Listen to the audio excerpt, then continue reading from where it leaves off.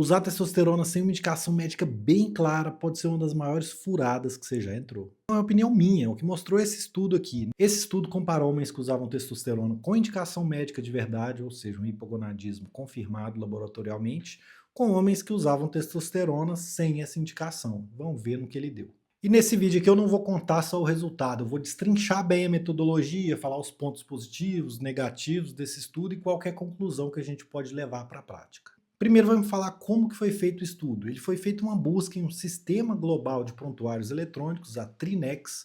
Buscaram prontuários de homens de 6 continentes diferentes.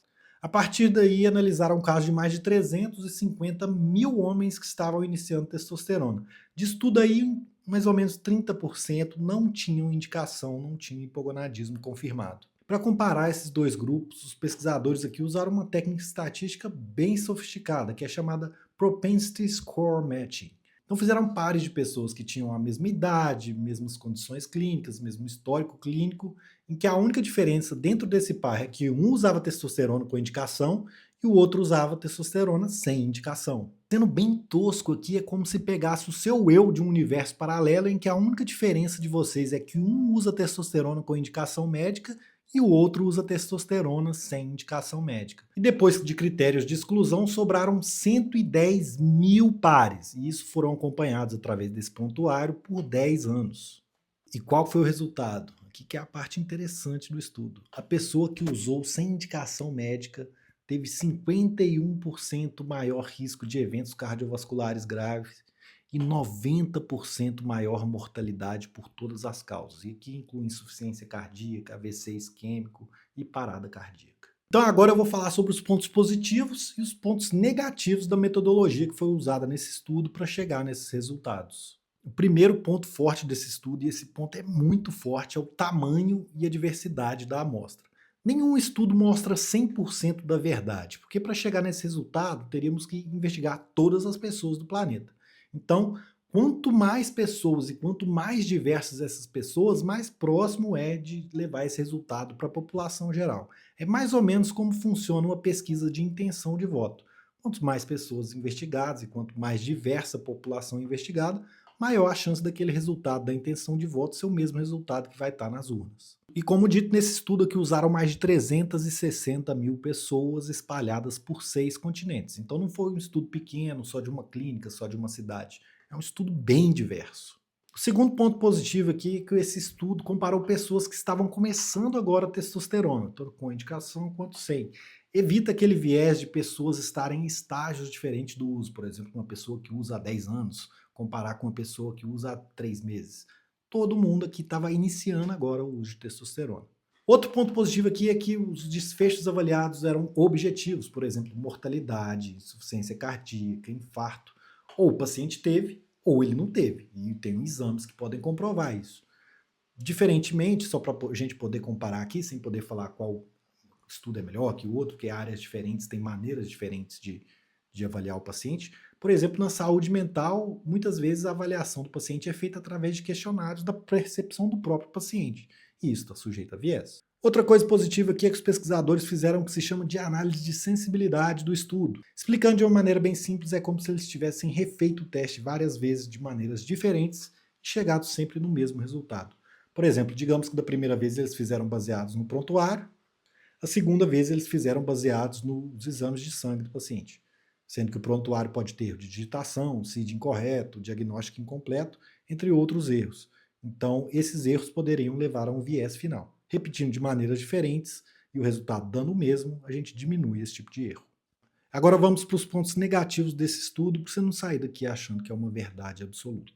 O maior problema desse tipo de estudo é que ele é um estudo observacional, ou seja, ele não tem a intervenção. A contraparte dele seria um ensaio clínico. Num estudo observacional não é possível você bater o martelo e falar isso é a causa, a testosterona foi a causa de todos esses problemas. Mas como ele é um estudo muito bem feito, muito bem desenhado, parece que os pesquisadores colocaram aquele, como é que é o nome daquele chapéu grandão lá, a cartola e a gravata borboleta e estão tomando chá com o dedinho para cima de tão elegante que é o estudo, a gente meio que pode falar que tem focinho de porco, tem rabo de porco e faz não vai ser um hipopótamo, né? Então geralmente possivelmente, muito possivelmente e muito provavelmente a causa é a testosterona. Outra coisa também é que, como o estudo é baseado em prontuário, as pessoas que usavam por conta própria, nem sempre é possível saber qual a medicação que estavam usando, qual a dose, qual a via de administração, ou seja, injetável, via oral, quanto tempo usaram, se usaram continuamente, depois ou então paravam e faziam ciclos. Então tudo isso também pode afetar o resultado, enquanto as pessoas que faziam com acompanhamento médico, tudo isso era registrado no prontuário, isso pode causar um viés também. Outro problema que pode acontecer aqui é que as pessoas que usavam por conta própria, ou seja, sem indicação médica de verdade, muitas delas não compram, pegam a receita bonitinha do médico e vão à farmácia comprar. Muitas compram no mercado underground, compram manipulados, e não tem como ter certeza exatamente qual que é a composição daquilo que ela está comprando. Eu já vi estudo mostrando que dentro tem farinha, tem talco, metais pesados, alumínios. Então quem compra do mercado underground não tem a menor noção do que está injetando em si mesmo. O bom desse estudo é que os pesquisadores reconhecem essas limitações e são bem transparentes quanto a elas. Então, esse tipo de honestidade geralmente deixa a gente um pouco mais tranquilo. Mesmo sendo transparente, a gente tem que reconhecer que essas limitações existem. Para amarrar aqui, então, a conclusão desse estudo é que ele é um estudo observacional. Então, não é possível bater o martelo, mas é um estudo muito bem feito, muito bem desenhado, muito bem conduzido. Então, quando todas as evidências apontam na mesma direção, com esse rigor metodológico, geralmente a explicação mais óbvia é a mais provável.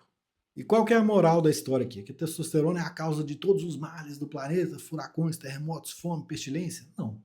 Testosterona, ela tem indicações médicas de verdade, se o profissional sério diagnosticar da maneira correta, fizer o tratamento com a medicação correta, na dose correta, na via de administração correta, esses riscos são controlados.